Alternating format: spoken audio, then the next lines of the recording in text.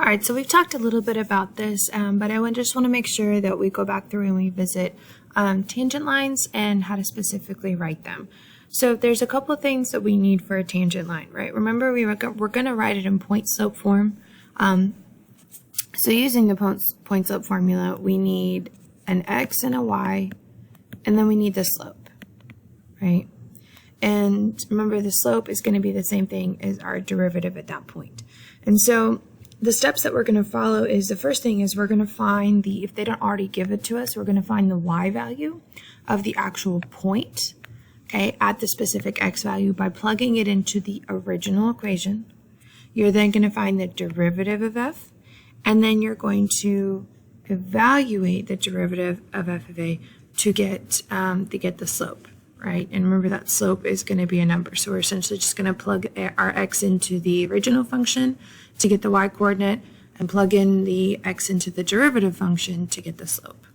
So for the first one, I have my original function, f of x equals 4x to the third minus 5x plus 3. The x value they're giving me is -1, so that's one of the three things I need. So the first thing I'm going to do is I'm going to go ahead and evaluate it at -1 and figure out what is my y coordinate when x is equal to 1. So when I evaluate that at -1, it gives me -4 plus 5 plus 3, which means f of 1 is equal to 4. Okay, so the actual point that I'm looking for, or that I have, is -1, 4. So the other thing that I need to do is that I need to find the slope at x is equal to -1, and this is where your derivative is going to come into play. So I'm going to find the derivative of f of x, and that's just a simple power rule, so that gives me 12x squared minus 5.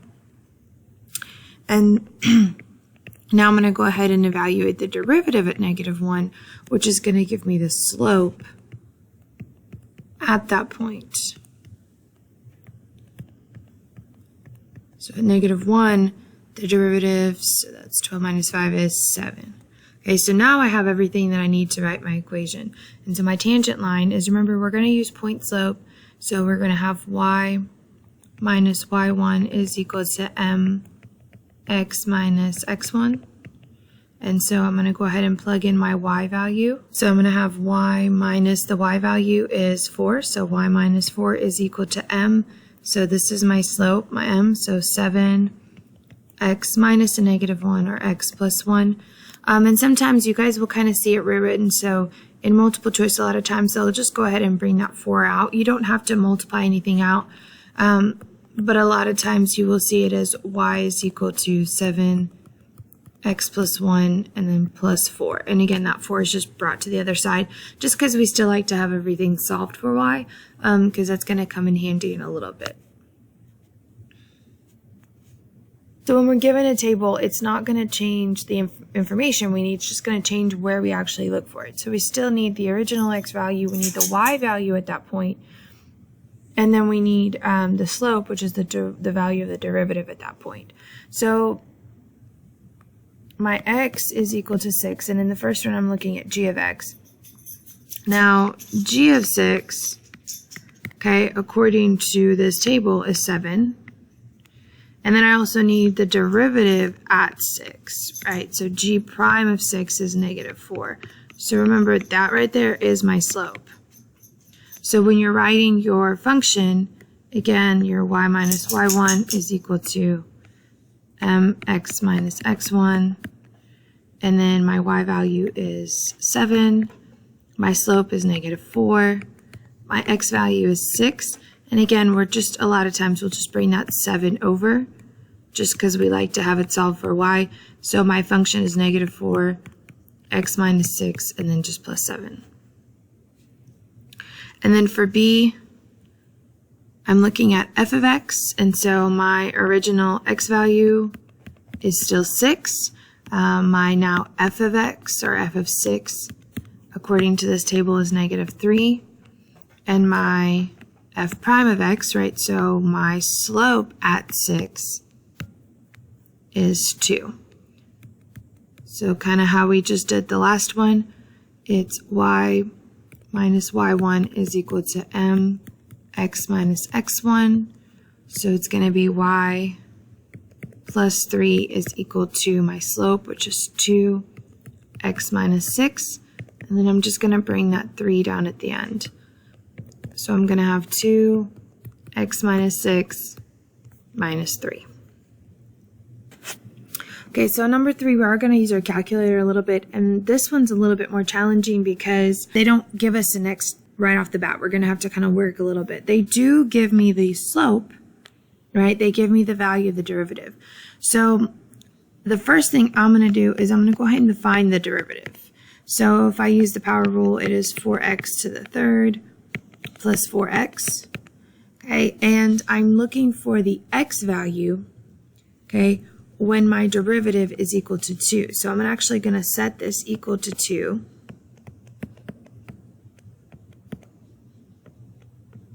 Okay, and we can kind of use our calculator to solve this if we get everything to one side.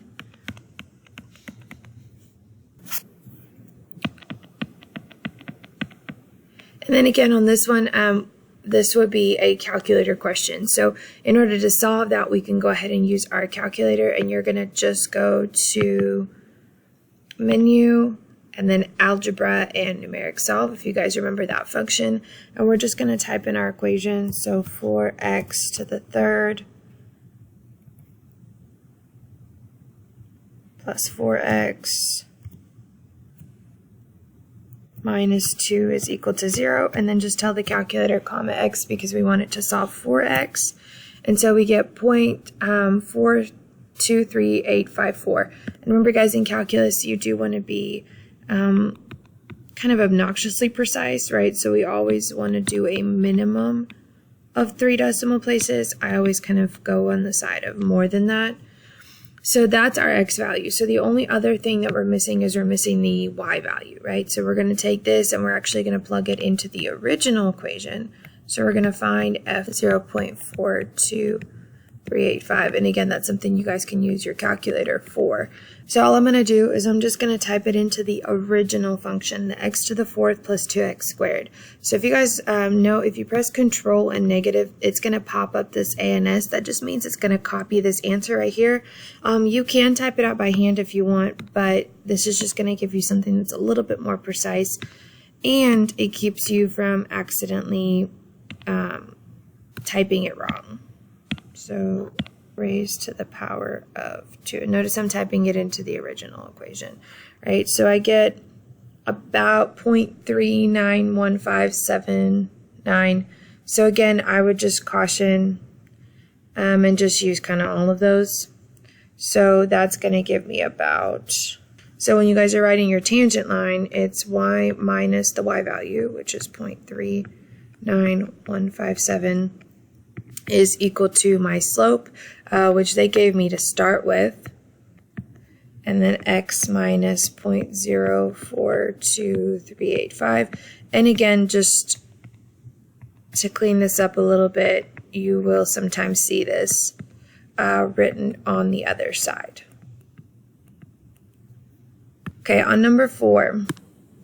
Number 4 is a different example because they're saying given f of x equals k minus x squared. So notice that k is a value, right? So k is a constant, such that the line y equals negative 6x plus 1 is tangent to the graph.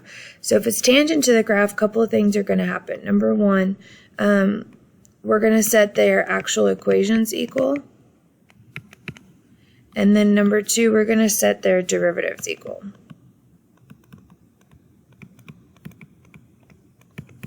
Okay, and then we're just going to solve and substitute, and I'll explain what that means in just a second.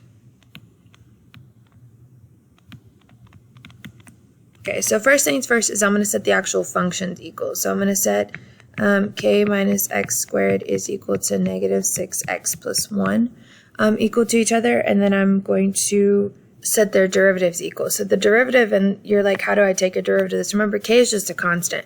So really what I'm taking, the derivative is the minus x squared. So the derivative of that is negative 2x. And then the derivative is negative 6.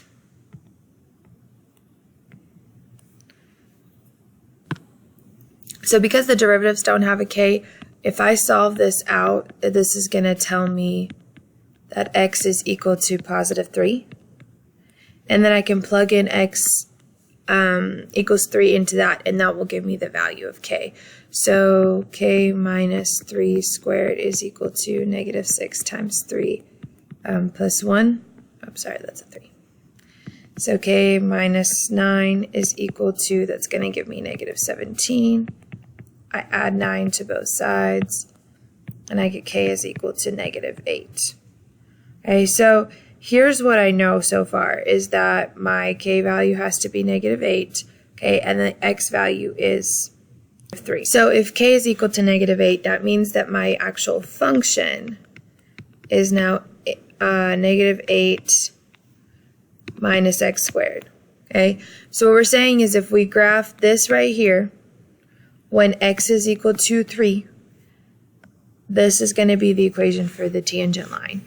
Again, remember, it's not the derivative, right? Just it's going to be the tangent line at that point. So the only other thing that I need to find is exactly what point, because x value doesn't give me the point. So if you plug in 3 into your original function,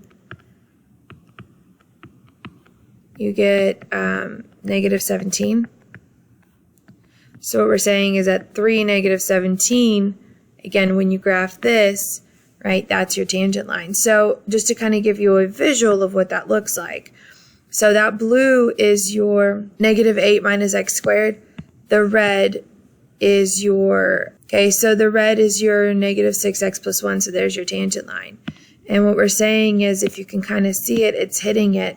So at 3, negative 17, it's exactly tangent. And I'm going to zoom in a little bit so you guys can see. Right, and they kind of start to look like they're hitting all over the place, but at exactly 3, negative 17 is where that happens. Okay, last one. So number 5 says, let h of x equals sine of x over f of x. So write an equation of the tangent line to the graph at h of x when x is equal to 0. So I have an x value of 0, so that's my first point. The second thing I need to figure out is if I plug in 0, what do I get? Well, I'm going to have to kind of use this graph to help me. So f of 0 is, if you guys can look, about 3.5. Okay, so that's going to help me figure out what h of 0 is. So h of 0, right, which is what I'm actually writing the tangent line for, is sine of 0 over f of 0. Okay, well, we know sine of 0 is 0 over 3.5, which is just 0. Okay, so I have my x value, I have my y value. The only thing that I need is I need my slope, and that's going to come from the derivative. So I'm going to have to go ahead and take the derivative of h prime. And I am going to have to use the quotient rule for this one. So I have f of x times the derivative of sine of x, which is cosine of x, minus sine of x times f of x all over f of x squared. Okay, so that's the actual derivative. Now I'm going to go ahead and plug in 0 into that derivative. Okay, and, oh, sorry, that's supposed to be f prime. So the only thing that may cause me some issues is this guy right here, and we'll talk about how to look at a graph to kind of see that. So f of x, f of 0 is 3.5. Cosine of 0 is 1. And I have minus sine of 0. And this is where you have to find f prime of x. And so I'm actually going to look at my graph. And guys, on a graph, it's okay to kind of estimate a little bit. And remember when we did our little toothpick tangents? You're drawing that line, and it's not exact, but it has about a slope of, and it's kind of hard to tell, but it has about a slope of 1. Okay, you're going up and over about the same distance. And it really doesn't play that big of a role here because sine of 0 is 0. And so 0 times anything is still 0.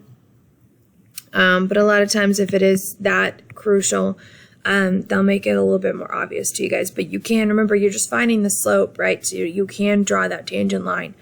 and find the slope that way. So what I have left is 3.5 over 3.5 squared, which is really just 1 over 3.5. So going back to our tangent line, okay, I have kind of all the pieces that I need, right? So I have y minus, so the y value is 0. The slope is 1 over 3.5.